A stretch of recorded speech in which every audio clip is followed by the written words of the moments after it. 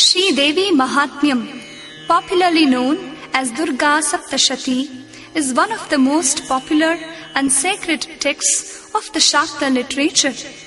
It is regarded as a mantra shastra.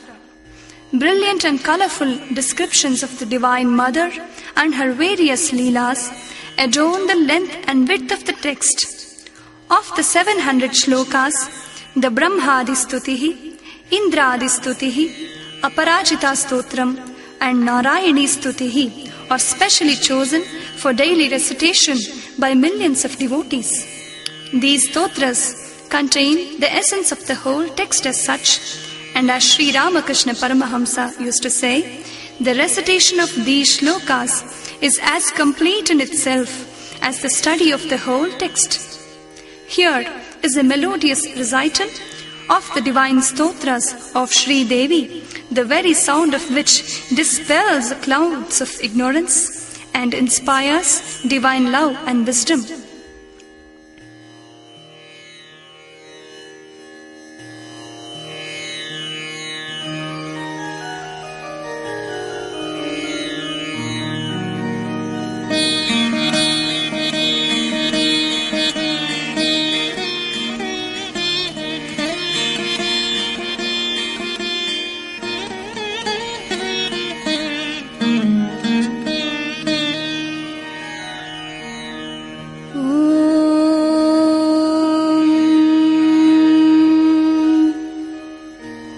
खड्गं चक्रगदेषु चापपरिघान् शूलं भुशुण्डी शिरः शङ्खं सन्दधतीं करैस्त्रिनयना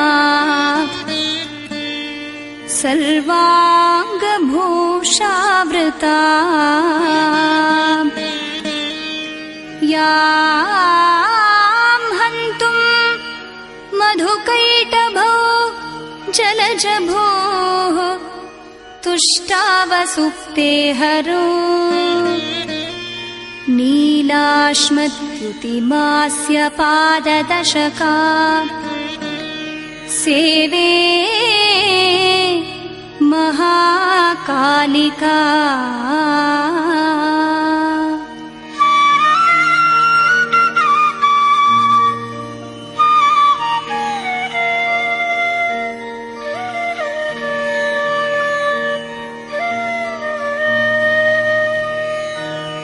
त्वं स्वाहा त्वं स्वधा त्वं हि वषट्कारस्वरात्मिका सुधा त्वमक्षरे नित्ये त्रिधा मात्रात्मिका स्थिता अर्धमात्रा स्थिता नित्यायानुच्चार्या विशेषतः त्वमेव सन्ध्या सावित्री त्वं देवी जननी परा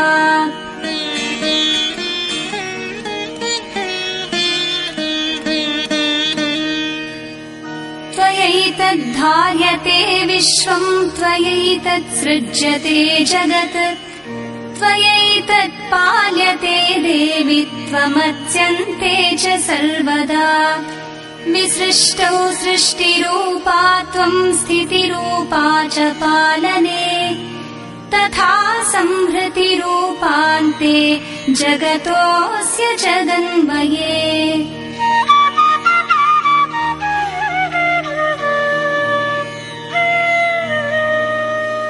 महाविद्या महामाया महामेधा महास्मृतिः महामोहा च भवती महादेवी महेश्वरी प्रकृतिस्त्वं च सर्वस्य गुणत्रय विभाविनी कालरात्रिर्महारात्रिर्मोहरात्रिश्च दारुणा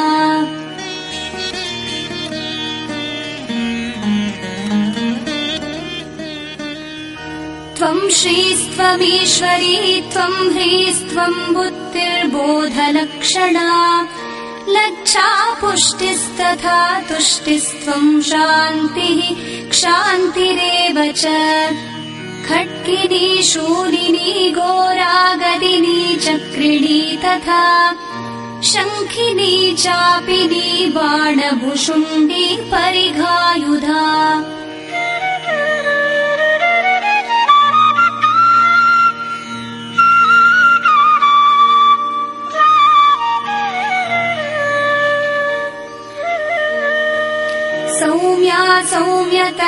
शेष सौम्येभ्यस्त्वति सुन्दरी परापराणां परमात्वमेव परमेश्वरी यच्च किञ्चित् क्वचित् वस्तु सदसत्त्वाखिलात्मिके तस्य सर्वस्य या शक्तिः सा त्वं किं स्तूयसे मया।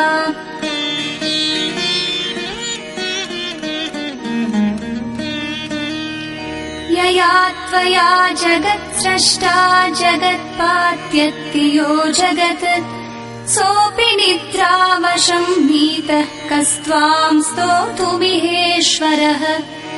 विष्णुः शरीरग्रहणमहमीशान एव च कारितास्ते यतोऽतस्त्वां कस्तोतुं शक्तिमान् भवेत्।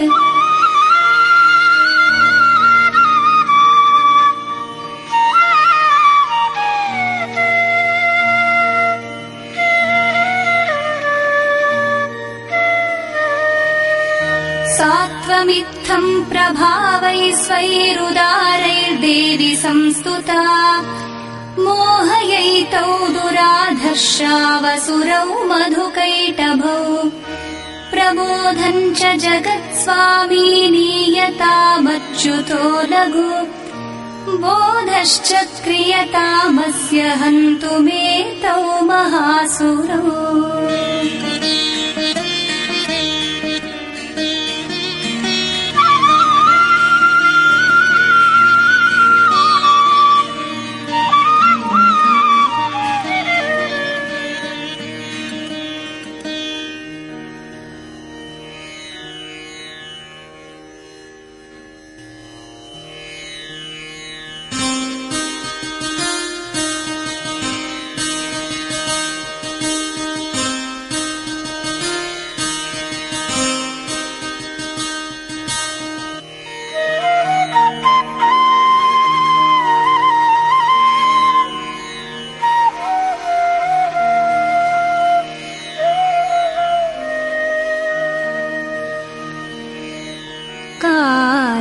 कालाभ्रावां कटाक्षैः हरिकुलभयदां मौलिबद्धेन्दुरेखा शङ्खं चक्रं कृपाणं त्रिशिखमपि करैः उद्वहन्ती त्रिनेत्रा सिंहस्कन्धाधिरूढां त्रिभुवनमखिलं तेजसा पूरयन्ती ध्यायेत् दुर्गां जयाख्यां त्रिदश परिवृता सेवितां सिद्धिकामैः।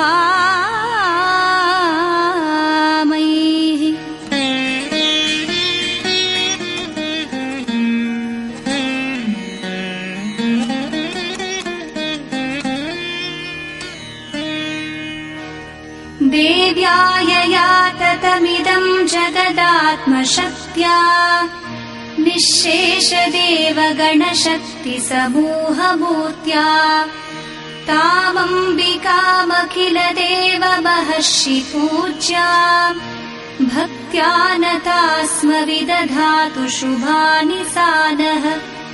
यस्याः प्रभावमतुलं भगवाननन्तो ब्रह्माहरश्च न हि वक्तुमलं बलं च सा चण्डिकाखिल जगत्परिपालनाय नाशाय चाशुभभयस्य मतिं करोतु। या श्री स्वयं सुकृतिनां भवनेष्वलक्ष्मीः पापात्मनां कृतधियां हृदयेषु बुद्धिः श्रद्धा सताङ्कुलजनप्रभवस्य लज्जा तां त्वां नता स्म परिपालय देवि विश्वम्।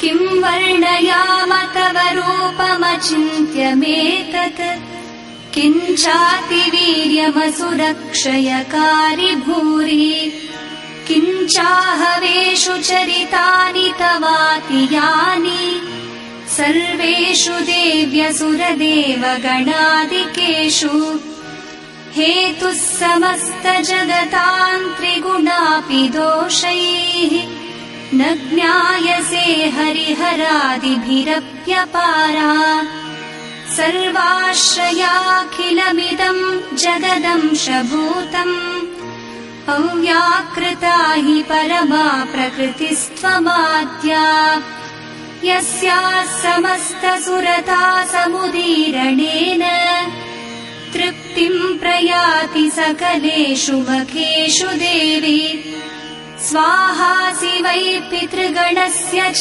तृप्तिहेतुः उच्चार्यसे त्वमत एव जनैः स्वधा च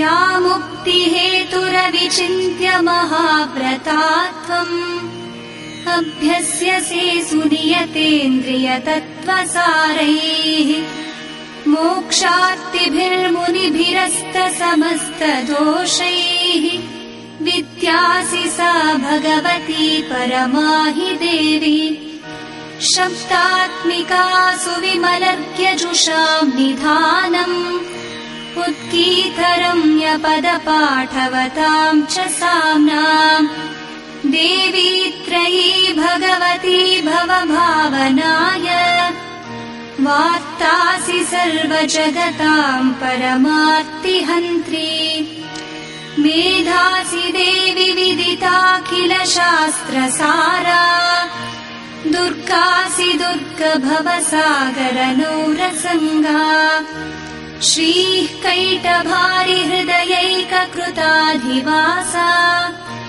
गौरी त्वमेव शशिमौलिकृतप्रतिष्ठा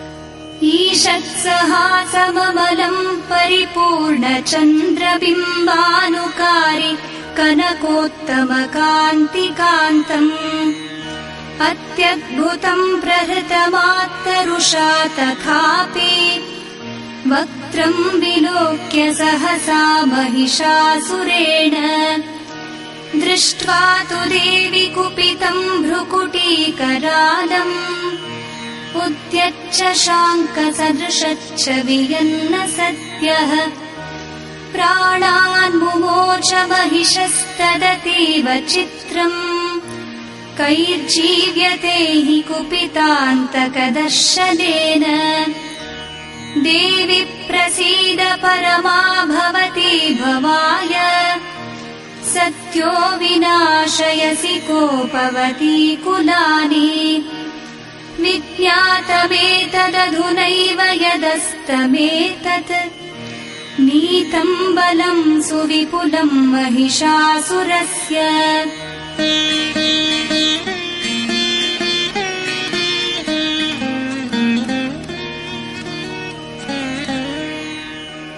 ते सम्मता जनपदेषु धनानि तेषां यशांसि न च सीदति धर्मवर्गः धन्यास्त एव निभृतात्मज भृत्यदारा येषां सदाभ्युदयदा भवति प्रसन्ना धर्म्याणि देवि सकलानि सदैव कर्माणि अत्यादृतः प्रतिदिनं सुकृती करोति स्वर्गं प्रयाति च ततो भवति प्रसादात् लोकत्रयेऽपि फलदाननुदेवि तेन दुर्गे स्मृता हरसि भीतिमशेषजन्तोः स्वस्तैः स्मृता मतिमतीव शुभां ददासि दारिद्र्यदुःखभयहारिणि का त्वदन्या सर्वोपकारकरणाय सदार्त्र चित्ता।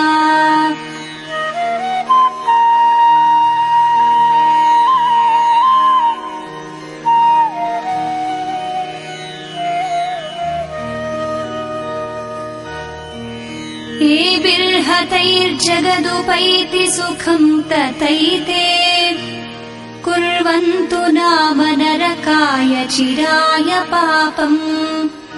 सङ्ग्राममृत्युमधिगम्य दिवं प्रयान्तु मत्वेति नूनमहितान् विनिहंसि देवि। दृष्ट्वैव किं न भवति प्रकरोति भस्म सर्वासुरा नरिषु यत्प्रहिणोषि शस्त्रम्। लोकान् प्रयान्तु रिपवोऽपि हि शस्त्रपोताः इत्थं मतिर्भवति तेष्वपि तेति साध्वी। खड्गप्रभानिकरविस्फुरणैस्तथोग्रैः शूलाग्रकान्तिनिवहेन दृशोऽसुराणाम्।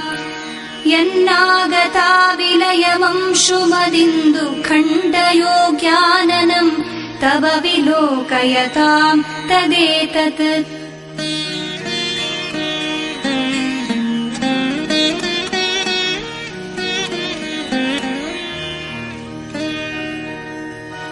दुर्वृत्तवृत्तशमनम् तव देवि शीलम् रूपं तथैतदविचिन्त्यमतुल्यमन्यैः। वीर्यम् च हन्तृहृतदेव पराक्रमाणाम् वैरिष्वपि प्रकटितैव दया त्वयेत्थम्। केनोपमा भवतु तेऽस्य पराक्रमस्य रूपं च शत्रुभयकार्यतिहारि कुत्र। चित्ते कृपा समरनिष्ठुरता च दृष्टा त्वय्येव देवि वरदे भुवनत्रयेऽपि। त्रैलोक्यमेतदखिलं रिपुनाशनेन त्रातं त्वया समरमूर्धनितेऽपि हत्वा। नीतादिवं रिपुगणाभयमप्यपास्तम् अस्माकमुन्मदसुरारिभवं नमस्ते।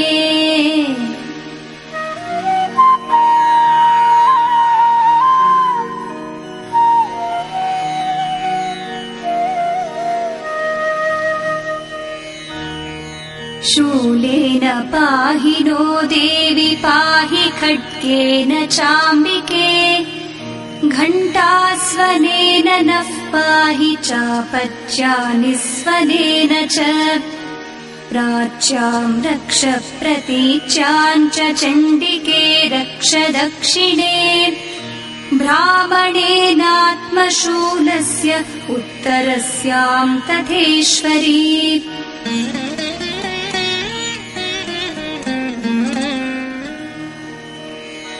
सौम्यानि यानि रूपाणि त्रैलोक्ये विचरन्ति ते।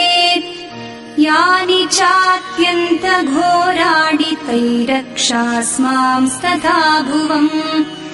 खड्गशूलगदादीनि यानि चास्त्राणि तेऽम्बिके।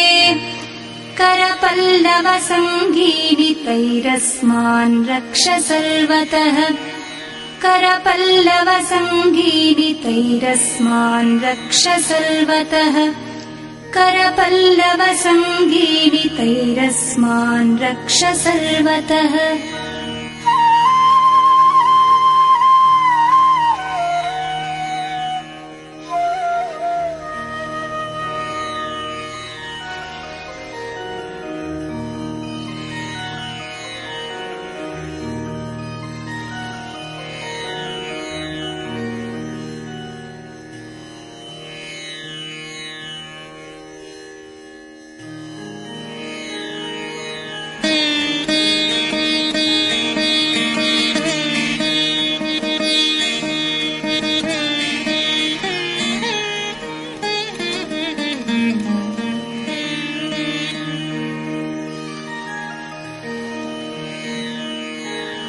घण्टाशूलहलानि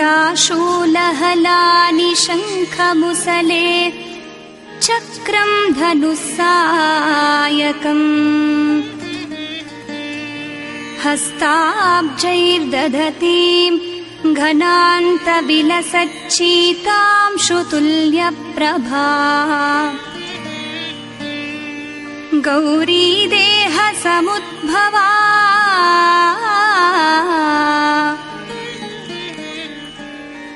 गौरी देहसमुद्भवा त्रिजगतामाधारभूता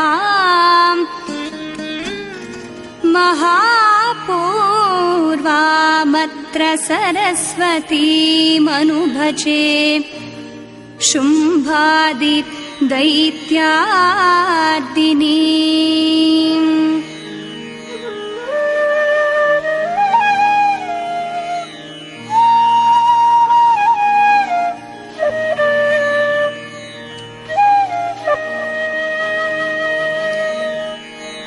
नमो देव्यै महादेव्यै शिवायै सततं नमः।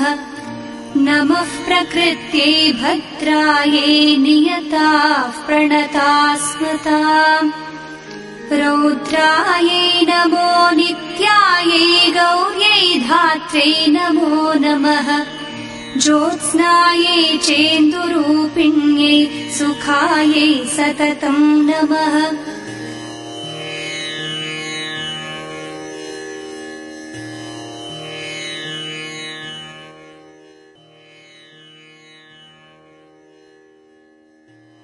कल्याण्यै प्रणतां वृद्ध्ये सिद्ध्यै कुर्मो नमो नमः। नैऋत्यै बुभृतां लक्ष्म्यै शर्वाण्यै ते नमो नमः। दुर्गायै दुर्गपारायै सारायै सर्वकारिण्यै ख्यात्यै तथैव कृष्णायै धूम्रायै सततं नमः।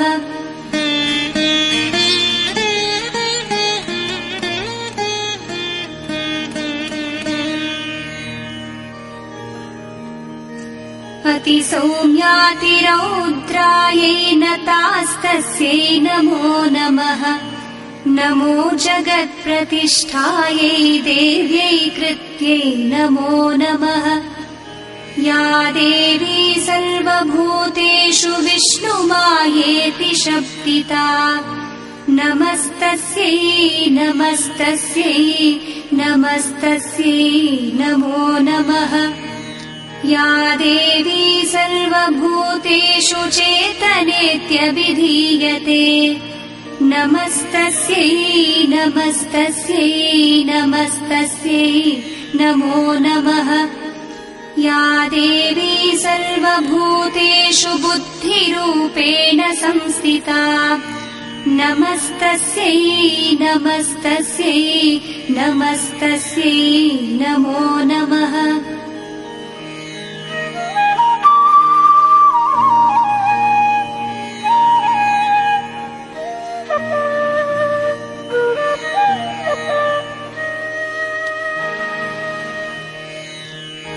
या देवी सर्वभूतेषु निद्रारूपेण संस्थिता नमस्तस्यै नमस्तस्यै नमस्तस्यै नमो नमः। या देवी सर्वभूतेषु क्षुधारूपेण संस्थिता नमस्तस्यै नमस्तस्यै नमस्तस्यै नमो नमः। या देवी सर्वभूतेषु छायारूपेण संस्थिता नमस्तस्यै नमस्तस्यै नमस्तस्यै नमो नमः। या देवी सर्वभूतेषु शक्तिरूपेण संस्थिता नमस्तस्यै नमस्तस्यै नमस्तस्यै नमो नमः।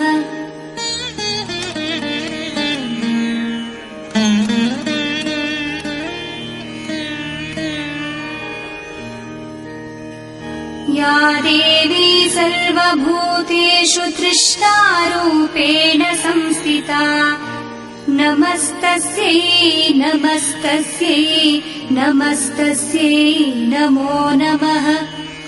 या देवी सर्वभूतेषु क्षान्तिरूपेण संस्थिता नमस्तस्यै नमस्तस्यै नमस्तस्यै नमो नमः। या देवी सर्वभूतेषु जातिरूपेण संस्थिता नमस्तस्यै नमस्तस्यै नमस्तस्यै नमो नमः। या देवी सर्वभूतेषु लज्जारूपेण संस्थिता नमस्तस्यै नमस्तस्यै नमस्तस्यै नमो नमः।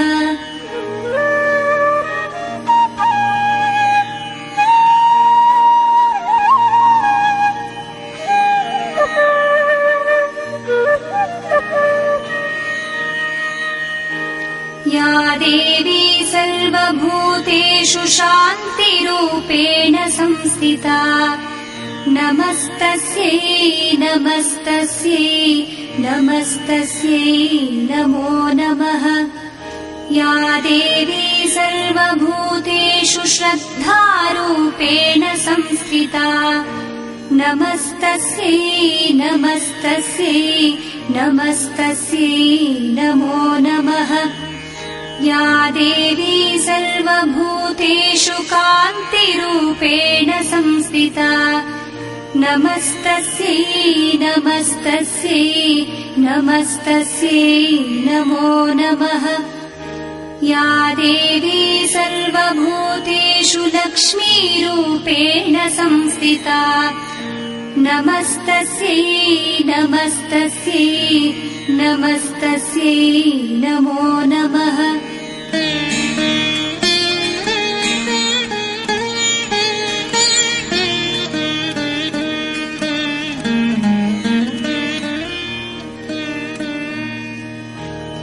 या देवी सर्वभूतेषु वृत्तिरूपेण संस्थिता नमस्तस्यै नमस्तस्यै नमस्तस्यै नमो नमः।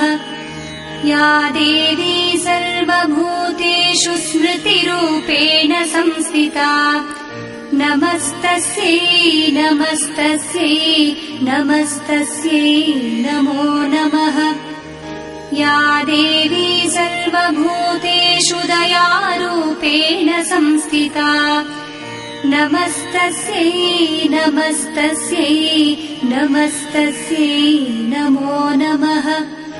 या देवी सर्वभूतेषु तुष्टिरूपेण संस्थिता नमस्तस्यै नमस्तस्यै नमस्तस्यै नमो नमः।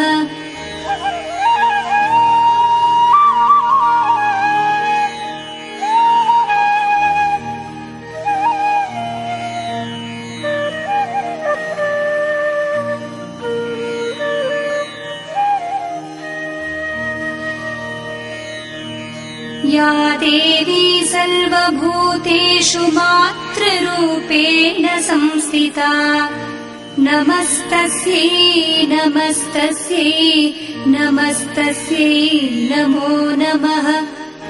या देवी सर्वभूतेषु भ्रान्तिरूपेण संस्थिता नमस्तस्यै नमस्तस्यै नमस्तस्यै नमो नमः। इन्द्रियाणामधिष्ठात्री भूतानां चाखिलेषु या भूतेषु सततं तस्यै व्याप्तिदेव्यै नमो नमः। चितिरूपेण या कृत्स्नमेतद्व्याप्य स्थिता जगत् नमस्तस्यै नमस्तस्यै नमस्तस्यै नमो नमः। नमस्तस्यै नमस्तस्यै नमस्तस्यै नमो नमः। नमस्तस्यै नमस्तस्यै नमस्तस्यै नमो नमः।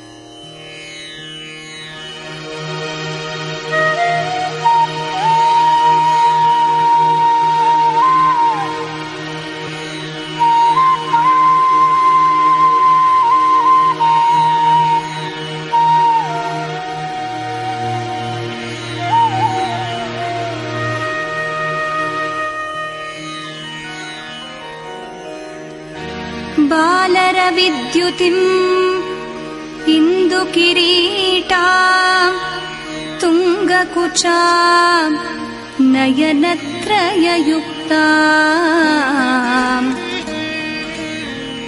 स्मेरमुखी वरदाङ्कुशपाशाभीतिकरा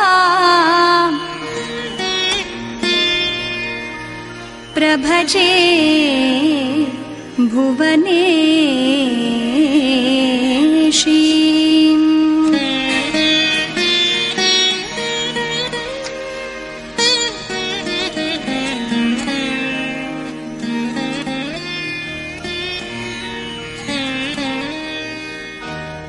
देवि प्रपन्नार्तिहरे प्रसीद प्रसीद मातर्जगतोऽखिलस्य प्रसीद विश्वेश्वरि पाहि विश्वम् त्वमीश्वरी देवि चराचरस्य आधारभूता जगतस्त्वमेका महीस्वरूपेण यतस्थितासि अपां स्वरूपस्थितया त्वयैतत् आप्यायते कृत्स्नमलङ्घ्य वीर्ये।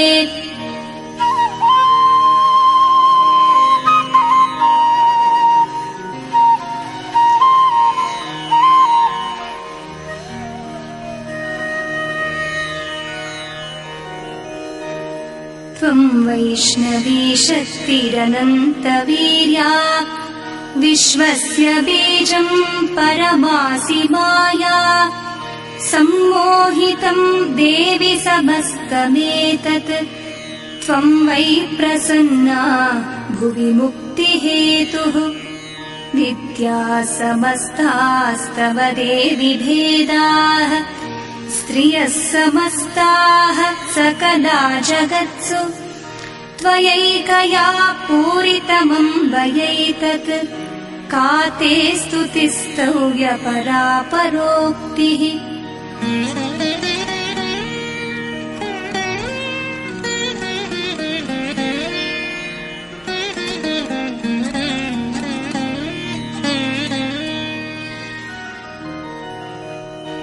सर्वभूता यदा देवी भुक्तिमुक्तिप्रदायिनी त्वं स्तुता स्तुतये का वा भवन्तु परमोक्तयः सर्वस्य बुद्धिरूपेण जनस्य हृदि संस्थिते स्वर्गापवर्गदे देवि नारायणि नमोऽस्तुते कलाकाष्ठादिरूपेण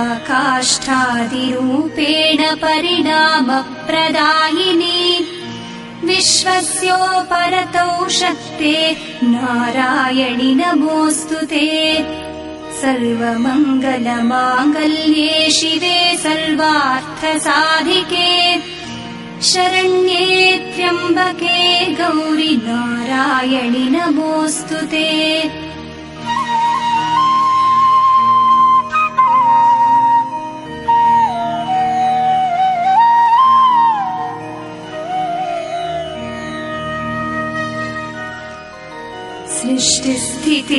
सृष्टिस्थितिविनाशानां शक्तिभूते सनातने गुणाश्रये गुणमये नारायणि नमोऽस्तुते शरणागतदीनार्तपरित्राणपरायणे सर्वस्यार्तिहरे देवि नारायणि नमोऽस्तुते हंसयुक्तविमानस्थे ब्रह्माणि रूपधारिणि कौशाम्भक्षरिके देवि नारायणि नमोऽस्तुते त्रिशूलचन्द्राहिधरे महावृषभवाहिनी माहेश्वरी स्वरूपेण नारायणि नमोऽस्तुते।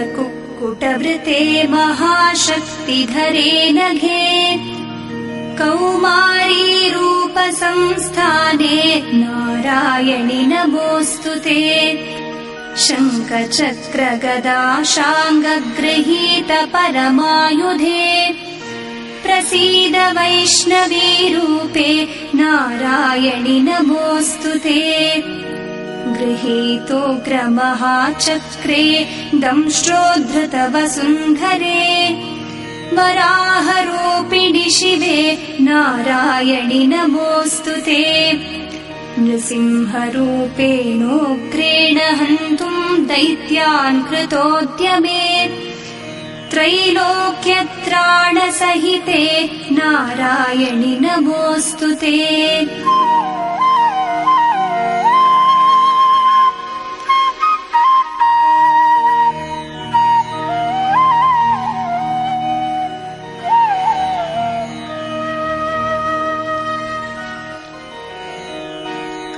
किरीटिनि महावज्रे सहस्रनयनोज्ज्वले वृत्रप्राणहरे चैन्द्रि नारायणि नमोऽस्तुते शिवदूती स्वरूपेण हत दैत्यमहाबले घोररूपे महारावे नारायणि नमोऽस्तुते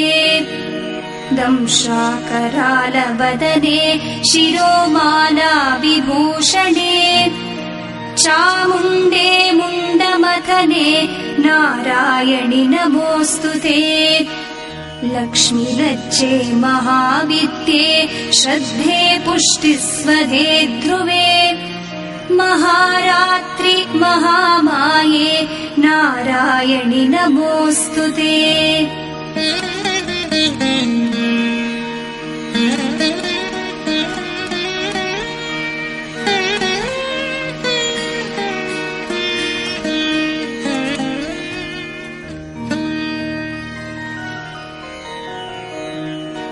मेधे सरस्वतिवरे भूतिबाभ्रवितामसि नियते त्वम् प्रसीदेशे नारायणि नमोऽस्तुते सर्वस्वरूपे सर्वेशे सर्वशक्तिसमन्विते भयेभ्यस्त्राहि नो देवि दुर्गे देवि नमोऽस्तुते एतत्ते वदनं सौम्यं लोचनत्रयभूषितम् पातु नः सर्वभूतेभ्यः कात्यायनि नमोऽस्तुते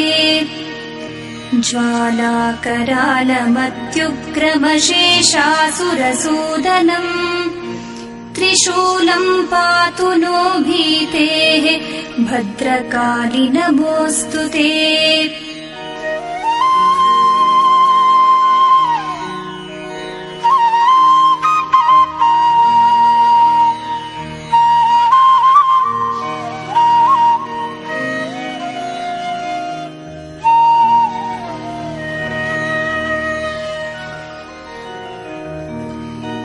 हिनस्ति दैत्यतेजांसि स्वनेनापूर्यया जगत् सा घण्टा पातु नो देवि पापेभ्यो नः सुतानिव असुरासृत्वसा पङ्कजच्चितस्ते करोज्ज्वलः शुभाय खड्गो भवतु चण्डिके त्वाम् नता वयम्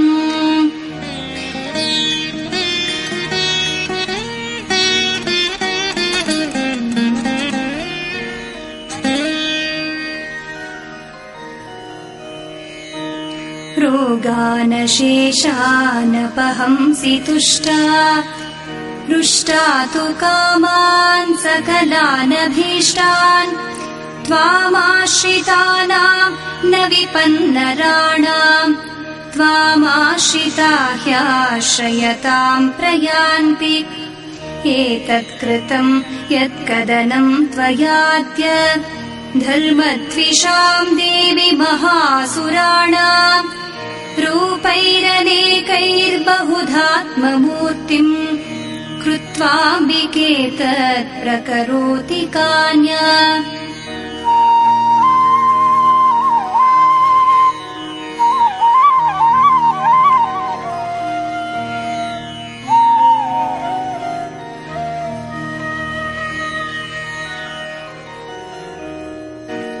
विद्यासु शास्त्रेषु विवेकदीपेषु आद्येषु वाक्येषु च का त्वदन्या मम त्वगर्तेति महान्धकारे बिभ्रामयत्येतदतीव विश्वम् रक्षांसि यत्रोग्रविशाश्च नागाः यत्रारयो दस्युबलानि यत्र दावानलो यत्र तथाब्धिमध्ये तत्र स्थिता त्वम् परिपासि विश्वम्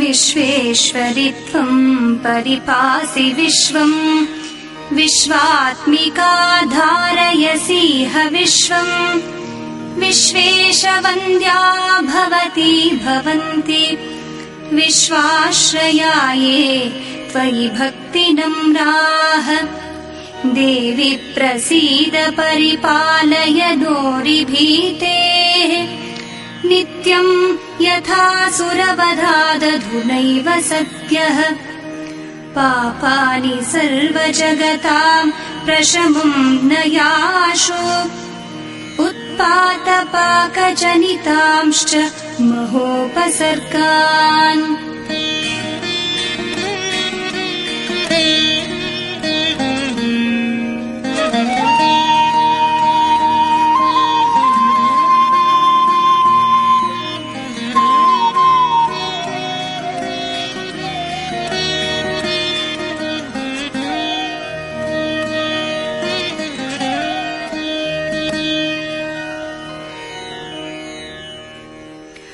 प्रणतानाम् प्रसीद त्वम् देवि विश्वार्तिहारिणी